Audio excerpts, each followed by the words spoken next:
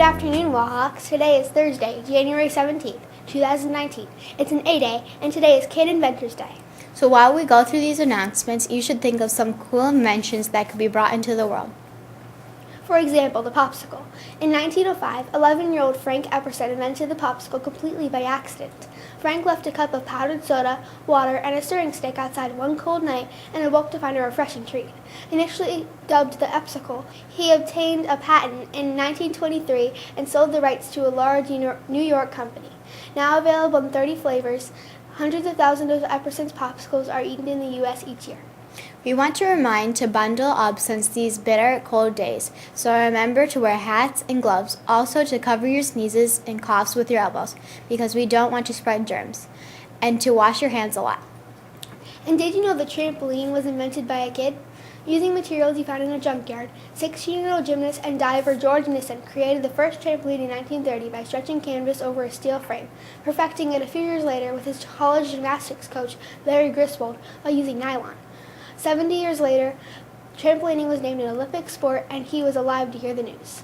In VPA news, any students interested in working on a VPA crew for this year's production of Seussical should plan to attend an informational meeting on Wednesday, January 23rd from 2:30 to 3 p.m.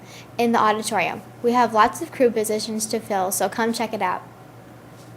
The DCSD Jazz Band Festival will be held on Monday, February 18, 2019. This is a requirement for all grades 7-8 jazz musicians.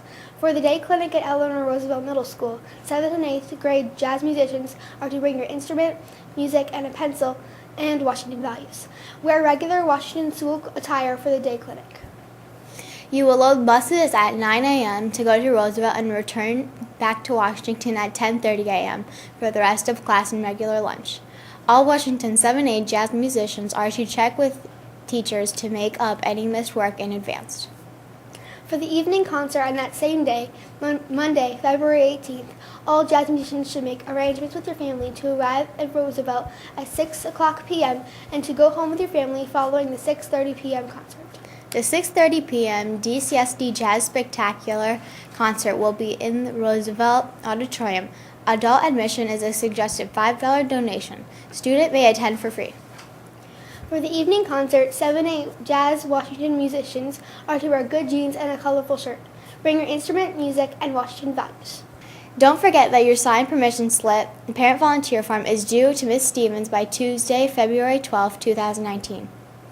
Attention all students. We want to kindly remind you to stay out of neighboring yards and absolutely no throwing snow. Remember to always use the WASH values in the community. Time for another kid invention.